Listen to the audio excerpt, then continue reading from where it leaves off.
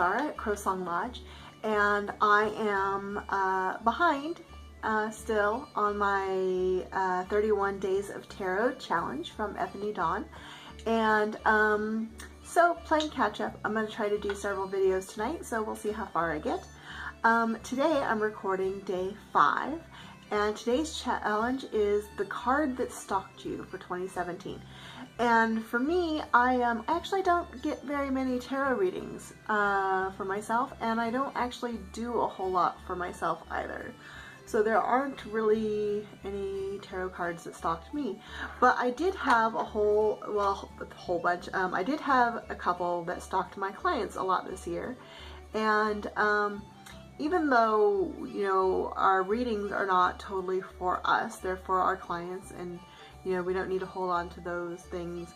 But when we find ourselves repeating the same lessons over and over and over again, I find oftentimes that means those lessons are also for us. Something my mother used to say is that we are often called to teach what we most need to learn. And I find that is also true in readings as well. That when we find ourselves delivering the same lessons and lectures to our clients over and over again, that means we need to be listening to them as well. So I have found that there are 3 of these cards that have been stalking my clients all year long.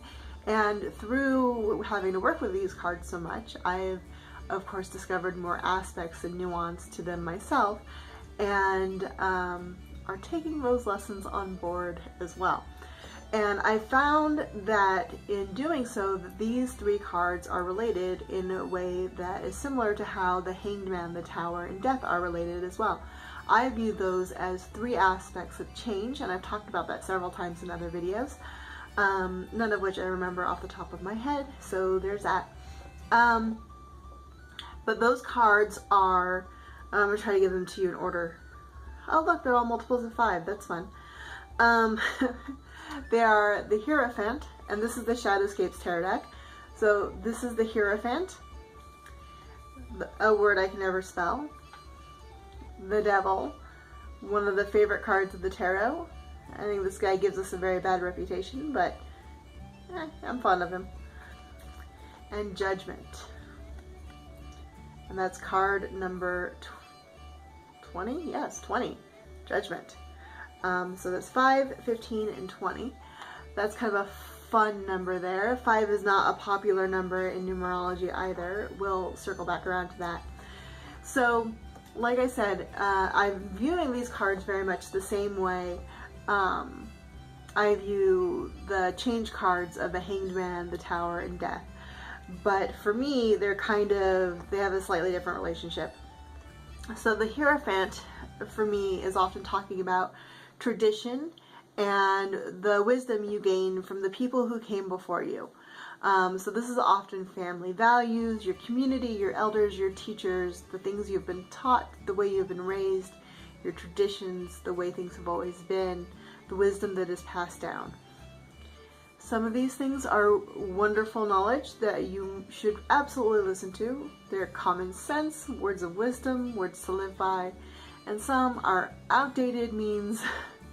They're obsolete thoughts, they're useless superstition and should be kicked away. Some are good, some are bad. They're just part of what you've been taught. The Devil represents temptation. And just like the Hierophant, sometimes that's good, sometimes it's bad. These are the things you want. This is your id in action. This is candy, this is sweets, this is letting you express yourself and have what you want, regardless of whether or not that's good or bad. Sometimes we need to listen to this because it's what makes life worth living, and sometimes we need to think about what's sensible. Be reasonable about things and not be destructive or hurtful or other various negative things. And then we have the Judgment card. And the Judgment card is what gives us the ability to choose between what we should do and what we want to do. What we are tempted to do and what is best to do, what we feel obligated to do and what is right to do. So it's this dichotomy of how to make choices. It's choosing between two paths. Choosing what you should do and what is right. Choosing what will make others happy and choosing what will make you happy. Choosing what is best for everyone, or choosing what is best for the person you're most scared of. Those kinds of choices. So in that aspect, a lot of times when I'm talking to my clients, the Hierophant, though I view this as a positive card, in readings this normally comes up as a negative card. This is the card that says they're looking, because I'm almost always doing relationship readings, this is almost always they're looking for someone their family will approve of, or they're looking for someone to fit a traditional role. They're looking for someone they have been taught they're supposed to be looking for. Okay, so this is the woman who is looking for Prince Charming, who has the super good career, is a perfect provider, is well educated, and who she can just stay home and take care of. Or this is the man who is looking for the woman who is perfectly coiffed, who has excellent manners, and has no problem taking care of him at home. Or this is oftentimes the person who believes that they're supposed to have a traditional societal relationship when really they have they are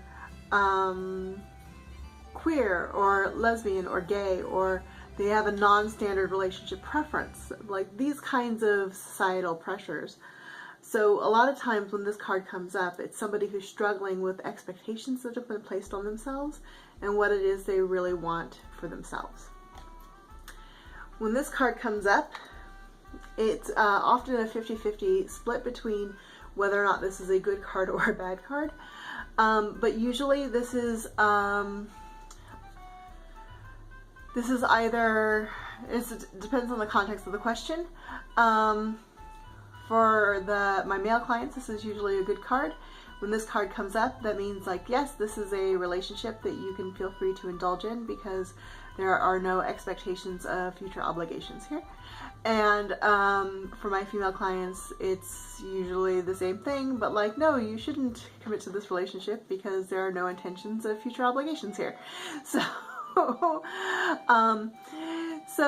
this card is very much about temptation and the easy way and shortcuts and doing what you feel like doing in the moment without any kind of need for future responsibility. And sometimes that's a good thing. Sometimes we just want the cake or the pie, or sometimes we just want to relax and sleep in and not worry about whether or not we're going to pay for that extra hour of sleep in 3 weeks from now. And sometimes we need to be responsible human beings. And when you need to resist this and it's hard, you need to figure out what's off balance in your life and why resisting this is hard and fix that. Because obviously some part of you is not being served. So the Devil is a really good card in that he shows us where we're neglecting ourselves, and when sometimes we have to allow ourselves to cut loose a little.